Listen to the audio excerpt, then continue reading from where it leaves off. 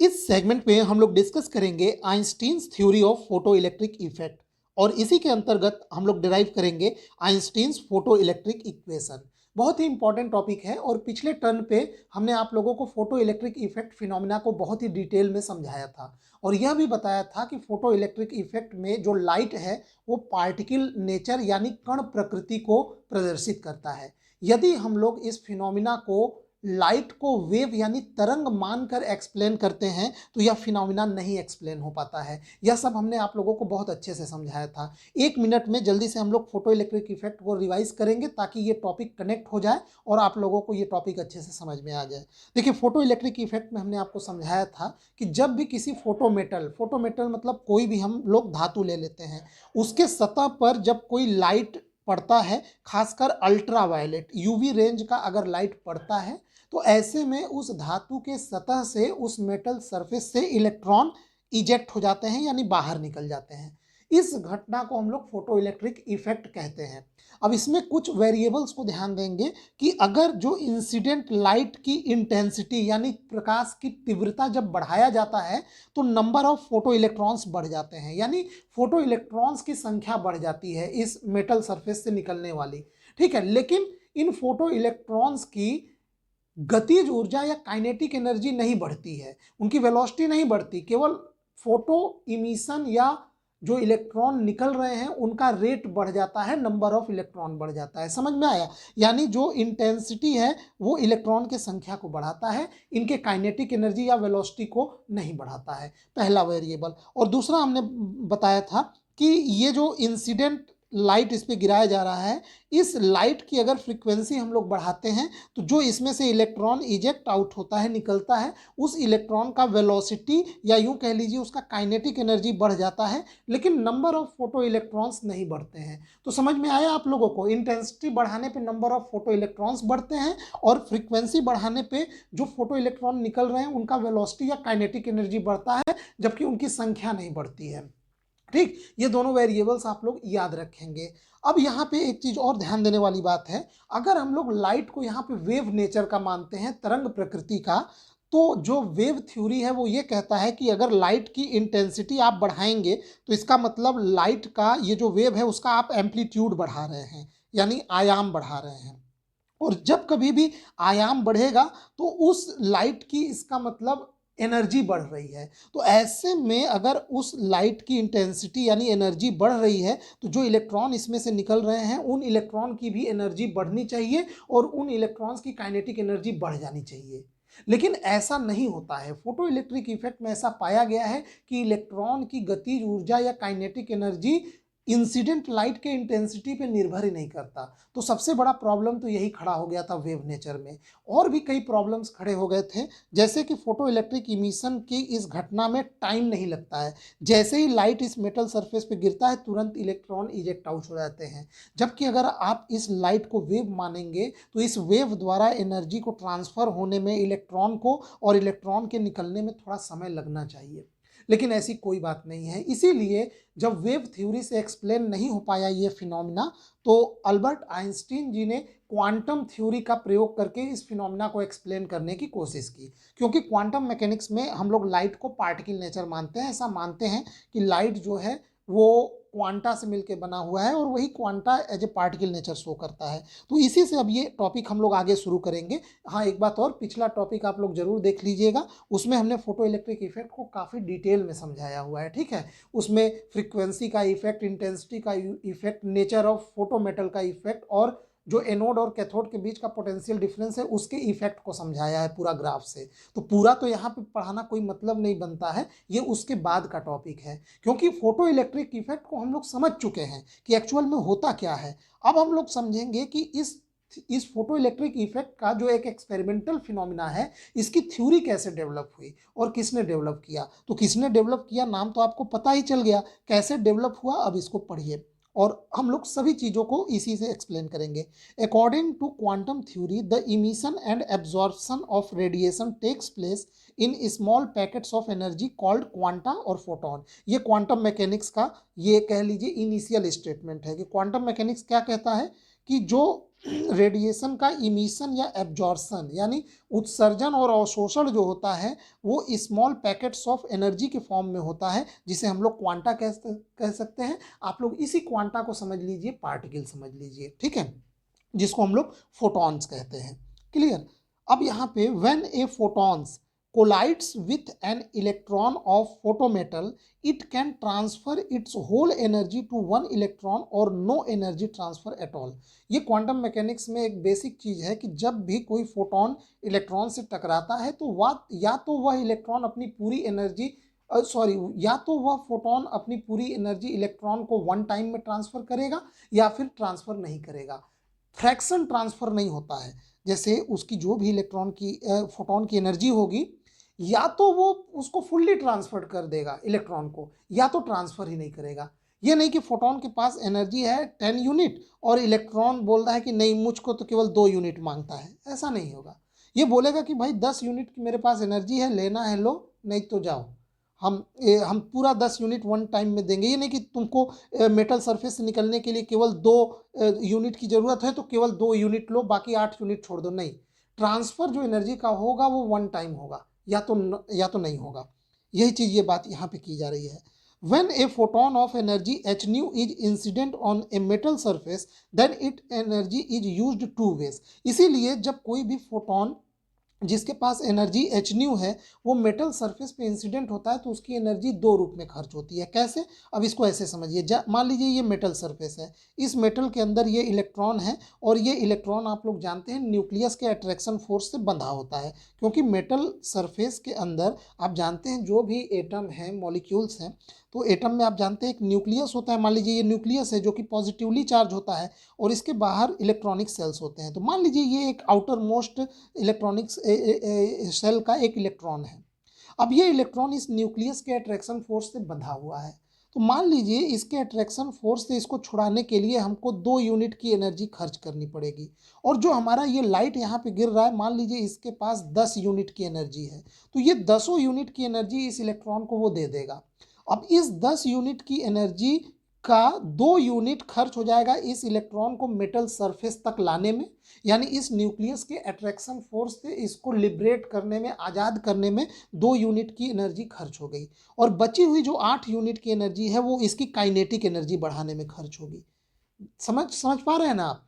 तो 10 यूनिट की एनर्जी ये लेके आया और टोटल एनर्जी 10 यूनिट ये ट्रांसफर कर देगा।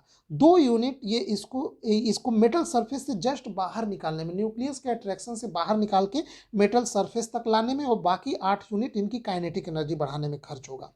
जो एनर्जी इसको मेटल सरफेस तक लाने में खर्च हुई है न्यूक्लियस के अट्रैक्शन फोर्स के अगेंस्ट, उस एनर्जी को हम लोग वर्क फंक्शन कहते हैं किसी भी मेटल का। क्लियर? और बाकी ये 8 यूनिट इसकी काइनेटिक एनर्जी बढ़ाएगा। तो यही यहाँ पे कह रहा है कि 2 पार्ट में खर्च होगा। पहला पार्ट क्या है? A part of photon energy is used in ejecting out the electron from the binding force of the nucleus. This part of energy is equal to work function of the metal. ये मैं वही समझा रहा हूँ कि जो photon का total energy electron लिया है उसका कुछ पार्ट उस इलेक्ट्रॉन को न्यूक्लियस फोर्स से आज़ाद कराने में, लिबरेट कराने में खर्च होगा, जिसको हम लोग वर्क फंक्शन कहते हैं। अब पहले यहीं पे वर्क फंक्शन डिफाइन कर लेते हैं। वर्क फंक्शन क्या होता है? The minimum amount of energy required to liberate one electron from atom.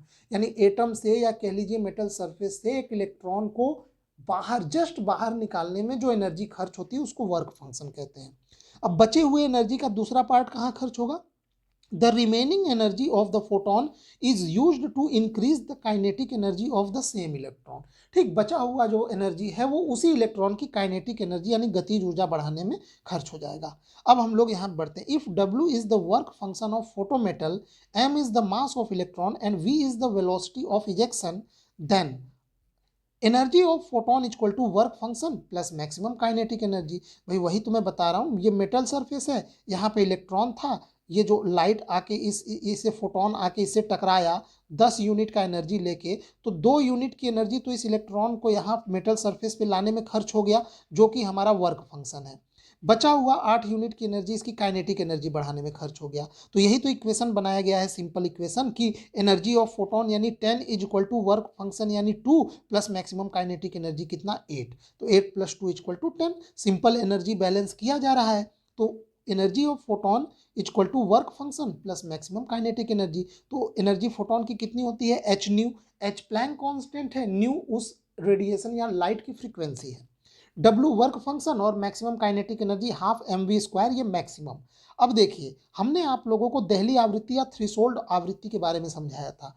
ये जो दहली आवृत्ति या थ्रेशोल्ड आवृत्ति क्या होती है, वो जो लाइट है उस लाइट की वह मिनिमम फ्रीक्वेंसी जिसके नीचे फोटो इलेक्ट्रिक इफेक्ट संभव नहीं है, यानी उससे कम फ्रीक्वेंसी का लाइट हम लोग यूज करेंगे तो इलेक्ट्रॉन बाहर नहीं निकलेगा। जब भी हमको फोटो इलेक्ट्रिक इफेक्ट को शो करना है यानी उस इलेक्ट्रॉन को मेटल सरफेस से बाहर निकालना है तो हमें थ्रेशोल्ड फ्रीक्वेंसी से ज़्यादा फ्रीक्वेंसी का लाइट यूज करना होगा। क्या हो अगर मैं थ्रेशोल्ड फ्रीक्वेंसी के बराबर का लाइट यूज करूं, तो ऐसे में फोटो इलेक्ट्रिक इमिशन होगा लेकिन वो इलेक्ट्रॉन केवल और केवल उसी मेटल सरफेस पे जस्ट आके रुक जाएगा, उसके पास कोई काइनेटिक एनर्जी नहीं होगी। क्योंकि हमने आपको बताया था फोटो इलेक्ट्रिक इफेक्ट में फ्रीक्वेंसी बढ़ाने पे काइनेटिक एनर्जी बढ़ती है, काइनेटिक एनर्जी फ्रीक्वेंसी से जुड़ी हुई है। तो इस फ्रीक्वेंसी पे यानी थ्रेशोल्ड फ्रीक्वेंसी पे केवल और केवल इलेक्ट्रॉन बाहर निकलेगा, उसके पास कोई काइनेटिक एनर्जी नहीं होगा। इससे ज्यादा फ्रीक्वेंसी का लाइट यूज करेंगे तो अब वो बाहर भी निकलेगा, उसकी काइनेटिक एनर्जी भी बढ़ेगी। तो ऐसे में अगर nu equal to nu naught में रखता हूं तो ऐसे में मैक्सिमम काइनेटिक एनर्जी क्या होगा, जीरो होगा।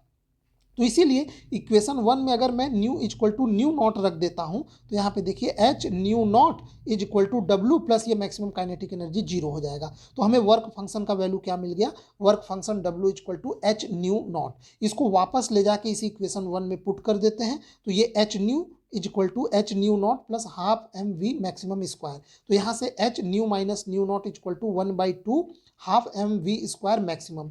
यही एक फेमस रिलेशन है जिसे हम लोग, this equation is known as Einstein's photo electric equation.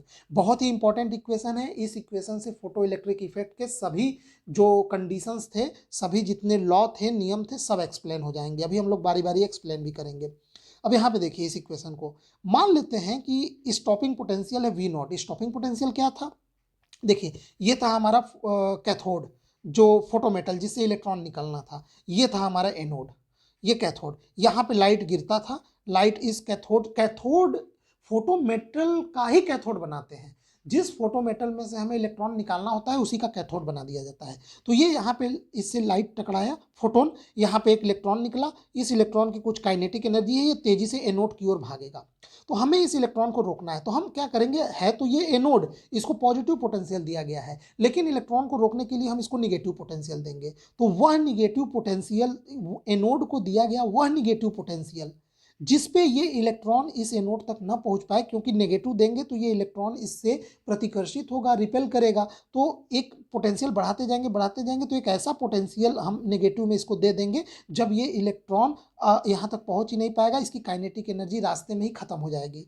तो वो उस पोटेंशियल को हम लोग स्टॉपिंग पोटेंशियल करते हैं। मतलब उस पोटेंशियल पे इलेक्ट्रॉन के एनोड तक नहीं पहुंचेगा, वो बीच में ही स्टॉप हो जाएगा।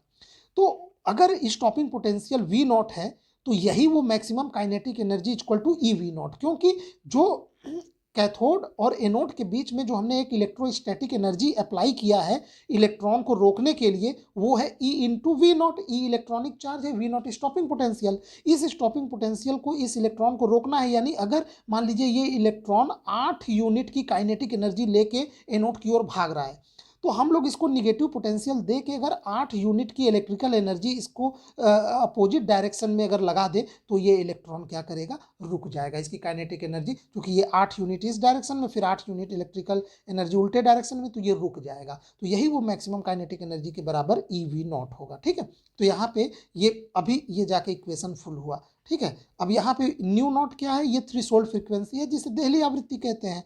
और यहाँ पे ई क्या है, चार्ज ऑन इलेक्ट्रॉन है, और एच प्लैंक कांस्टेंट है, और न्यू क्या है, फ्रीक्वेंसी ऑफ इंसिडेंट लाइट है। ठीक, तो ये हमारा हो गया आइंस्टीन फोटो इलेक्ट्रिक इक्वेशन। और इस इक्वेशन से जो जितने भी फोटो इलेक्ट्रिक इमिशन के जो नियम हैं वो सब एक्सप्लेन हो जाते हैं। क्योंकि देखिए फोटो इलेक्ट्रिक इफेक्ट में हमने आपको बताया था कि एक चीज़ साफ यहाँ पे देखिए कि इलेक्ट्रॉन की काइनेटिक एनर्जी या उसकी वेलोसिटी यहाँ पे किस पे निर्भर कर रही है, फ्रीक्वेंसी पे। जबकि अगर आप वेव नेचर मानेंगे तो वेव नेचर में जो काइनेटिक एनर्जी या वेलोसिटी है वो किस पे निर्भर करना चाहिए था, इंटेंसिटी पे, तीव्रता पे, प्रकाश के। एम्पलीट्यूड पे करता है, बिल्कुल एम्पलीट्यूड पे करता, लेकिन एम्पलीट्यूड इंटेंसिटी से जुड़ा होता है, क्योंकि intensity is a proportional to amplitude का स्क्वायर। तो अगर आप इंसिडेंट लाइट की इंटेंसिटी बढ़ाएंगे तो उसका एम्पलीट्यूड बढ़ेगा, एम्पलीट्यूड बढ़ेगी तो उसकी एनर्जी बढ़ेगी, और एनर्जी बढ़ेगी तो वो जिस इलेक्ट्रॉन को निकाल रहा है उस इलेक्ट्रॉन की भी एनर्जी बढ़नी चाहिए, पर एक्चुअल में ऐसा नहीं होता है। और इस फॉर्मूले में भी साफ दिखाई दे रहा है कि जो मैक्सिमम काइनेटिक एनर्जी है या जो इलेक्ट्रॉन की वेलोसिटी है वो फ्रीक्वेंसी पर निर्भर कर रहा है, न कि इंटेंसिटी पे। इस फॉर्मूले में कहीं लाइट की इंटेंसिटी का फैक्टर ही नहीं है। तो अब सवाल ये उठता है कि इंटेंसिटी बढ़ाने पे नंबर ऑफ फोटो इलेक्ट्रॉन कैसे बढ़ जाते हैं। वो इसलिए बढ़ जाते हैं कि जैसे जैसे आप लाइट की इंटेंसिटी बढ़ाएंगे तो फोटॉन्स की संख्या बढ़ेगी। ठीक है, फोटॉन्स की संख्या बढ़ेगी तो ढेर सारे फोटॉन्स एच न्यू एनर्जी लेके जाके टकराएंगे। तो ढेर सारे फोटॉन टकराएंगे तो ढेर सारे इलेक्ट्रॉन निकलेंगे, लेकिन आप फ्रीक्वेंसी तो चेंज ही नहीं कर रहे हैं। तो फ्रीक्वेंसी चेंज नहीं करेंगे तो इस इक्वेशन से उनकी काइनेटिक एनर्जी तो नहीं बढ़ेगी, लेकिन आप इंटेंसिटी बढ़ाएंगे तो नंबर ऑफ फोटॉन बढ़ेंगे, तो नंबर ऑफ फोटॉन बढ़ेंगे तो नंबर ऑफ इलेक्ट्रॉन भी बढ़ेंगे, लेकिन उन इलेक्ट्रॉन की काइनेटिक एनर्जी नहीं बढ़ेगी। बात समझ में आया? तो इस इक्वेशन से ये पूरी चीज़ें एक्सप्लेन हो जाती हैं। इसका मैं अलग से एक छोटा सा वीडियो भी बनाऊंगा, explanation of the law of photo electric emission. इसमें नहीं, इसमें बस मैं इतना ही रखना चाहता हूँ ताकि आप लोग कंफ्यूज ना होइए। ये टॉपिक है pure Einstein theory of photo electric effect, या आइंस्टीन का फोटो इलेक्ट्रिक इक्वेशन हम लोगों को डिराइव करना है। अब ये कैसे इन चीज़ों को एक्सप्लेन करता है ये हमने बता दिया, एक अलग से इसका एक छोटा सा और सेगमेंट में बना दूंगा। ठीक है, तो इसमें बस इतना ही। वीडियो देखने के लिए आपका बहुत बहुत धन्यवाद।